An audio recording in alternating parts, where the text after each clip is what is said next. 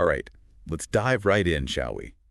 Today's deep dive is all about feminism. Oh, that's a big one. It is, and our listeners have, well, they got some strong opinions, let's just say that. I bet. So we're going to unpack all that. Love it. We're looking at two sources that a listener sent in, and the first one breaks down like the good, the bad, all the sides of feminism. Yeah. The second one is a video clip. It's actually in Malayalam. Wow, interesting. Yeah, and at first glance, it seems completely unrelated, but stick with us. I'm intrigued. You'll see how it all connects. All right, I'm ready. Okay, so when we say feminism, it's funny. Like, everybody's heard the word. Right. But then, there's so many assumptions and stereotypes. Totally. So let's just start at the beginning. Yeah. From the source, the definition here is movement and ideology.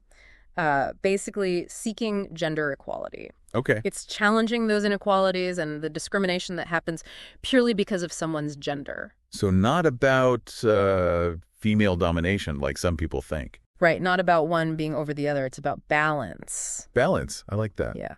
So the source also talks about why feminism is viewed as a good thing. And there's some pretty big wins. Oh, for sure. Historically, Mm-hmm. feminism's been like a powerhouse for achieving progress, Oh, absolutely. Like, just off the top of my head, voting rights for women, that's huge. Yeah. Access to education, equal pay. Big ones. Those are like things we might even take for granted now, but somebody had to fight for them. It's easy to forget. Yeah. The source also mentioned like smashing stereotypes. Yeah. That seems super important. Super important. And I think what's cool about that one is like challenging stereotypes. It helps everybody. Right, not just women. Not just women. Yeah, exactly. It's like breaking down those boxes. Yes. That society puts us in. Exactly. Those expectations based on gender. Bye-bye. Yeah, it's like, hey, you can be a stay-at-home dad who loves to bake. Exactly. Or you can be a woman who's a CEO and loves football. It's about freedom, to define your own life. Yeah. And to pursue those things that light you up. Absolutely. And then there's that social justice piece that the source was talking about. Right. Feminism doesn't shy away from those tough conversations. Oh, no, not at all. Like sexual harassment, domestic violence, reproductive rights. It's about creating safer spaces. For everyone. Yeah, for everybody. Right. And more just equitable societies. Right. But it's not just about gender in isolation. Yeah. And this is where intersectionality comes in. Right. It's not like a one-size-fits-all kind of thing. It's, one person's experience of inequality isn't going to be the same as somebody else's. Right. So intersectional feminism is about recognizing that gender interacts with every other part of your identity. Yeah. Your race, your class, disability, sexual orientation, all of it. So it's about acknowledging those different experiences. Yeah, exactly. The complexities, the nuances. All those layers. Okay, so it's not just about equality on paper. It's about making sure it's actually a reality for everybody. Right.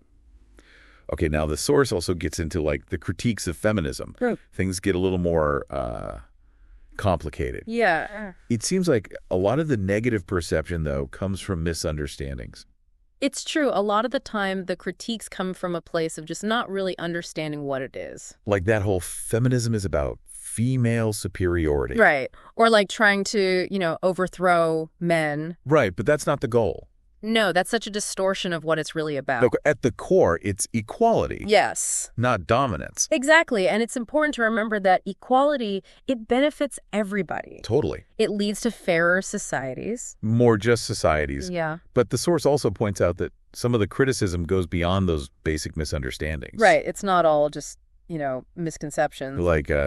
It says that feminism isn't a monolith. There's debate, Totally. disagreement within the movement itself. And that's part of what makes it so dynamic. Okay. Feminism has been evolving, right, over time. We have different waves, different schools of thought, different priorities, different tactics.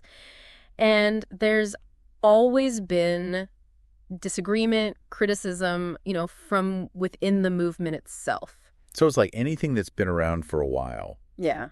evolves over time. There are growing pains. Absolutely. You've got to reevaluate, adapt. Yeah, one example, Okay. early waves of feminism, they often focused on the experiences of white middle-class women, that lack of intersectionality, Yeah. big criticism. Rightfully so. Totally. But the source makes it clear that modern feminism, it's way more focused on inclusivity now. Absolutely, representing those diverse experiences. So it's not about ignoring the critiques. It's about acknowledging them, using them to grow. Exactly. And what I thought was interesting is that the source also says a lot of the criticism is based on like those extreme interpretations of feminism, Right. or actions taken by a few, not necessarily the core principles. It's about separating the individual from the ideology. Okay, so now let's get to this this second source. Yeah. This video that seemed totally unrelated at first. Right. It's a video clip in Malayalam. And just to recap, basically it asks viewers if they recognize a woman suspected of stealing a child. And it describes her appearance. Green chiffon sari, a diamond-studded bangle, and a gold watch. Right. So on the surface, a potential crime. Yeah. But let's connect the dots. What does this have to do with feminism? Okay, this is where it gets really fascinating. Okay. Because this video clip could actually be a perfect example of how deep those gender stereotypes and assumptions go. Hold on. So we're not saying she is or isn't guilty, but we're talking about our reactions to this. Yes, exactly. Think about it, right? We see this, and we instantly jump to conclusions about this woman. Based on just that little bit of information. Yeah, an accusation, a brief description, and suddenly our minds are like conjuring up images. Filling in the blanks, assigning motives. Potentially based on stereotypes. Right.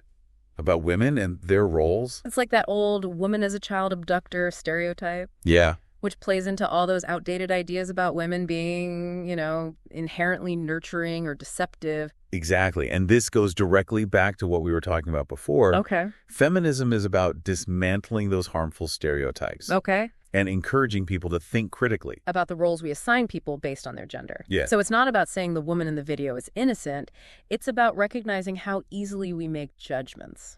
Judgments based on such limited information. And preconceived notions. Yeah, it's a subtle thing, but it's so powerful. It's a great example of how these issues play out every day. It really is. Okay, I'm starting to see how a random video clip can spark a whole conversation about gender and stereotypes. Absolutely. It's making me rethink how I approach information. That's great. We've covered so much. The core principles of feminism, the evolution of the movement, this unexpected connection to a video. It's a lot. But we're not done yet. No, there's so much more to unpack. In part 2, we're going to keep digging into these ideas, and we'll explore how they show up in the real world. Welcome back, Deep Divers. We're picking up right where we left off with that video clip in Malayalam. That one really got me thinking. I know, right? It's like... It's so easy to jump to conclusions. Yeah, based on a few details? Exactly. Just a little information and boom, we've got a whole story in our heads. And it's probably based on biases we don't even realize we have. That's the thing, isn't it? Those unconscious biases. Yeah, it's a little unsettling. I think it highlights how deeply ingrained those stereotypes are about gender roles. It's like we have these mental shortcuts, to categorize people. And sometimes those shortcuts lead to unfair judgments. Or inaccurate ones. Right. It's like we automatically assign traits or motives based on someone's gender. And that's limiting for everyone. Absolutely. And that's one of the key reasons why, the work of feminism is so important. It's about more than just laws and stuff. It is. It's about changing how we think about gender. Like on a fundamental level. Yeah, at the core. So it's about fighting for equal rights, but it's also about changing the way we think. It's about recognizing that gender is a social construct. Okay, so what does that even mean? It's like a set of expectations and norms that we, as a society, created. Oh, okay. We impose them on each other. And those can be really limiting. They do. Whether you're a man or a woman. Yeah, they limit choices, opportunities. Even your sense of self. Exactly. And so feminism is about dismantling those limitations. Creating a world where everyone has the freedom to define their own identity. And live authentically. To not be squeezed into these boxes. Squeezed into boxes. I love that. Right. It's a great visual. But this whole journey toward gender equality, it's not like a destination. It's not like we're going to get there and be like, okay, we're done. It's a process, right? Exactly. A constant evolution. We're always learning and growing. And the world's always changing, too. So we have to be open to new ideas, challenge our own assumptions, and really listen. Listening is so important. Especially to people who are different from us. Yes, to those diverse experiences. Which brings us back to intersectionality. Because one person's experience of inequality, it's not going to be the same as another's. Right. It's not a universal thing. We have to look at how gender intersects with all the other parts of a person's identity. Absolutely. Race, class, sexual orientation, ability, everything. And that's where intersectional feminism comes in. It tries to be truly inclusive. To acknowledge those diverse experiences. Because, someone who's a woman of color, for example, or a transgender person, they face unique challenges. That might not be the same as someone who's, say, a white cisgender woman. So it's about making sure those voices are heard.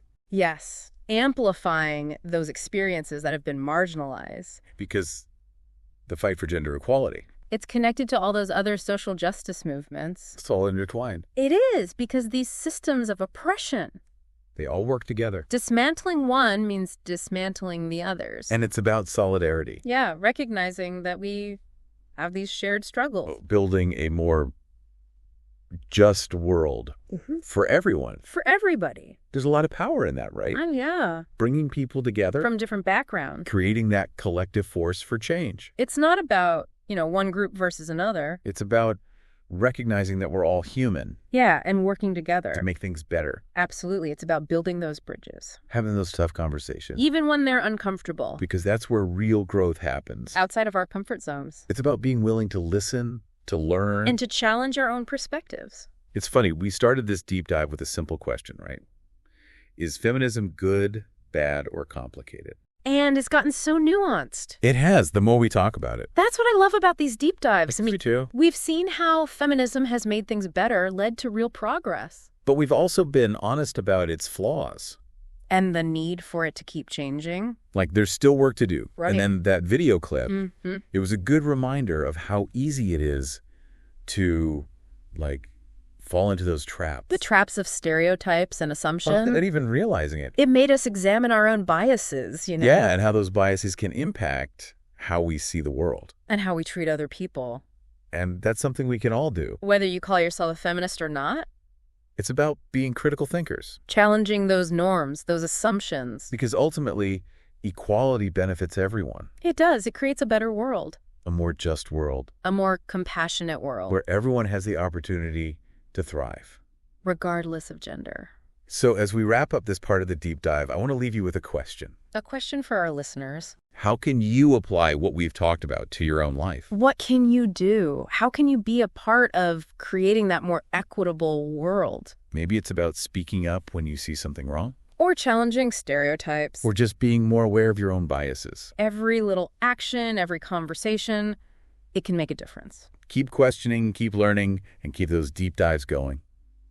All right, welcome back. For the final part of our deep dive on feminism, it's been quite a journey. It has. From those battles for equality to intersectionality, and even remember that video clip? Oh, yeah. It really made us think. It did. And remember, we're exploring all this because you, our listener, wanted to know more. So let's bring it back to you. Exactly. What can you take away from all this? If there's one thing we want you to remember, it's that feminism, well, it's not about easy answers. There's no black and white here. Yeah, it's messy. It's about embracing that complexity. Yeah, and being willing to have these tough conversations. Even when they're uncomfortable, right? Because sometimes that's how we grow.